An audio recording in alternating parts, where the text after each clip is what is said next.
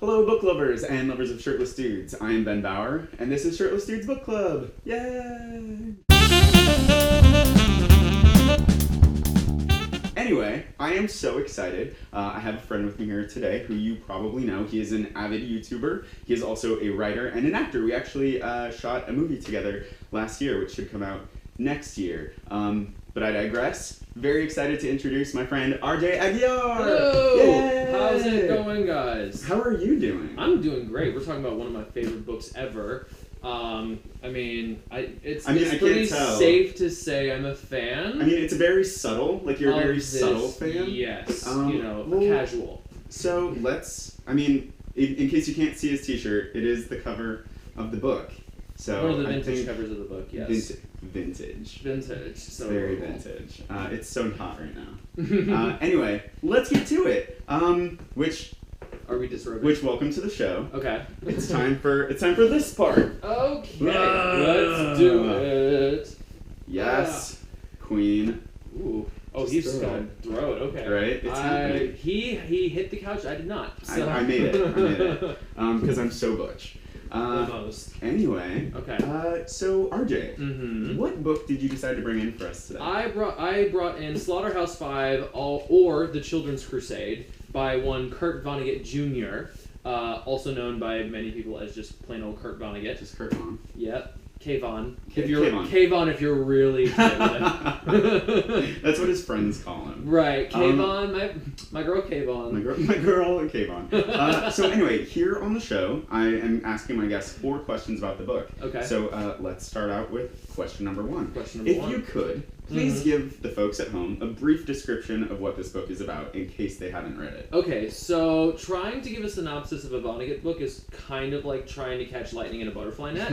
It's a challenge. This is all over the place, but if I were to summarize it as best I can, you follow the main character, Billy Pilgrim, as he grows up, gets drafted into World War II, survives the firebombing of Dresden, comes home, deals with PTSD, and is subsequently kidnapped by aliens. Or is he?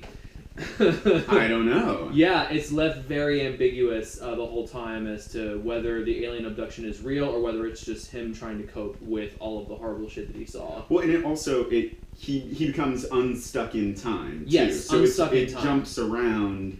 The whole book is unstuck in time, and the gist of it is the aliens that abduct Billy can see any point in time and space. So that's why they have this certain deterministic philosophy that since all of time exists all at once, death isn't really death, or it's just a kind of insignificant sort of thing where it's like, okay, you don't occupy all of space, same reason that you don't take up all of time.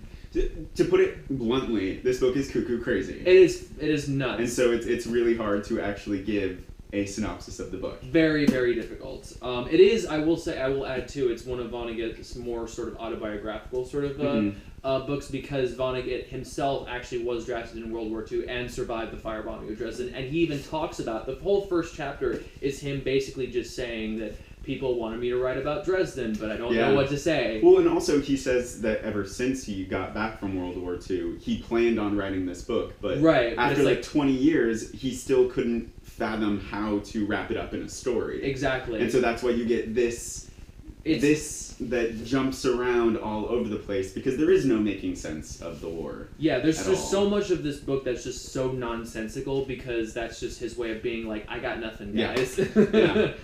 Fantastic. Yeah. Thank you for that. No. Question number 2.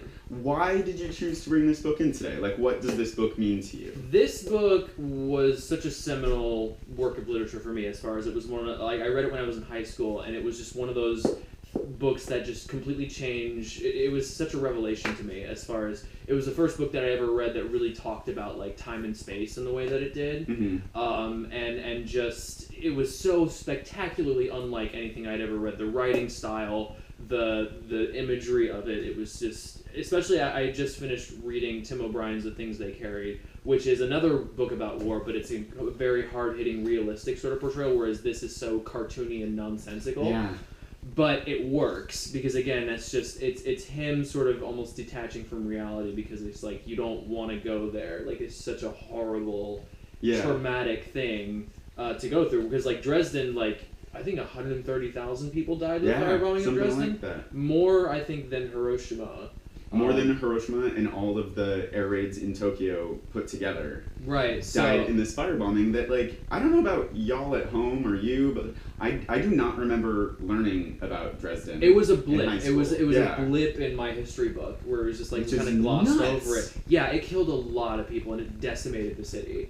And it was nuts. It was completely nuts. And the fact that Vonnegut survived, it was like pure chance that he was in an airtight meat locker below ground, and that's why he survived. And I love that that's how Billy Pilgrim survives it as well. Yeah.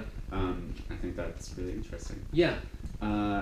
And also what you were saying before about like the whole time and space. Right. It also has so much to say about like death too. Right. And, like, about how death isn't really death, because it's like time exists to them, to these aliens that are described as toilet plungers with hands on top and eyes in the middle. They see time as one construct. So it's like because of how we view time, you know, we have one perspective on it, whereas opposed to because they see all of time at once, they're just kind of like, oh, okay. And one of the recurring lines in the book is "so it goes," because that is what, you know, rather than mourning a death, that's just what the Tralfamadorians is what they're called. They just say "so it goes." Yeah. And anytime there's a death in this book, whether it's a blade of grass or like hundreds of thousands of people, they just go "so it goes." Yep. And that's just all you can really say. Oh God, that's so interesting. Excellent. Question number 3. Cool. Is there a favorite passage or moment or something from the book that you would like to share? Obviously, it's whenever Billy is being held captive by the Tralfamadorians. It's a scene that takes place or that pops up at several points in the book, because again, this book is unstuck in time, so it just jumps all over the place. But there's one succinctly at the very end of chapter 4, where the alien says, "If I hadn't spent so much time studying Earthlings," said the Tralfamadorian, "I wouldn't have had any idea what was meant by free will. I visited 31 inhabited planets in the universe. I have studied reports on 100 more, and only on Earth is there any talk of free will." And it just talks, you know, I remember reading that as a kid and just sort of pondering, like, dude, what is it? If time does exist all at once, where does free will factor into it? That's it was so just such crazy. a huge, like, psh. My dog is making a small. He's below. Yeah. My dog wants attention. Sorry, guys. It totally looks like you're doing something very, very not for YouTube. Okay. But there is a dog there. There's I a promise. dog. He's Here, petting a Debbie, dog. Yep. Oh, see? Yeah, there he is. Puppy. Good boy. Good boy. Yeah, and something that I thought was super interesting about the whole him getting abducted by aliens period, it's like, is this actually happening, or has his brain just like reached a place where it can't comprehend all of the ugliness and all of the death and destruction that he saw, and so he's kind of like losing it a little bit. I mean, Billy actually is institutionalized because of severe PTSD after the coming home from the war, and it's after being institutionalized that he supposedly gets abducted. So it definitely kind of raises a lot of questions as far as, is it all in his head? Is it real? Well, and it's interesting to think, like, are we seeing this book happen linearly? Jesus Christ, I don't know what I was about to say. Are we seeing this happen linearly, or is this all just like he's an old man and he's having flashbacks? You don't know. That's the whole thing. Is it's just left so ambiguous. No, but it works.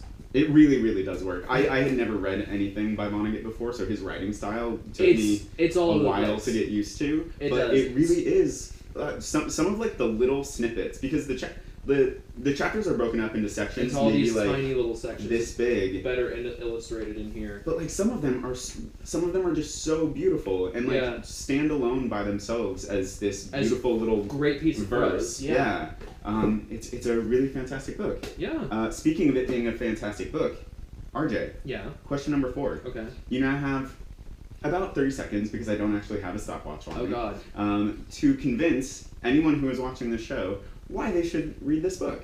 Okay, so if you haven't read any Vonnegut books before, which I recommend so many of them, Breakfast of Champions and Cat's Cradle and all of that, he is spectacularly unlike anyone you will ever read.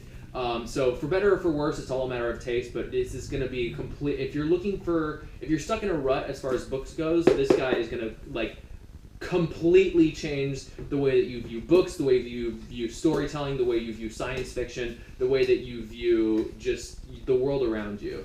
It's completely, again, when I found it as a kid, it was just, and still to this day, it's been so instrumental, not just my development as a person, but my development as a writer and an artist. Like, fantastic. yeah. And there was something that you said there about it changing the way you think about also war.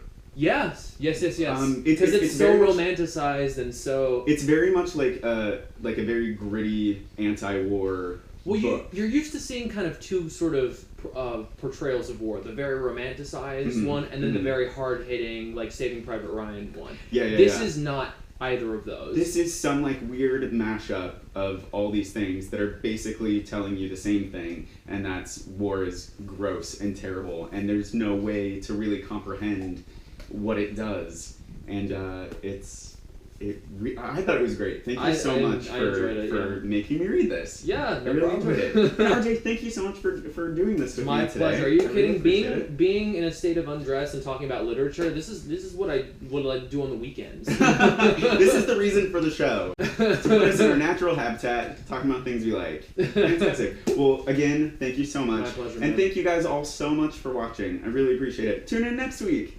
Bye. Bye.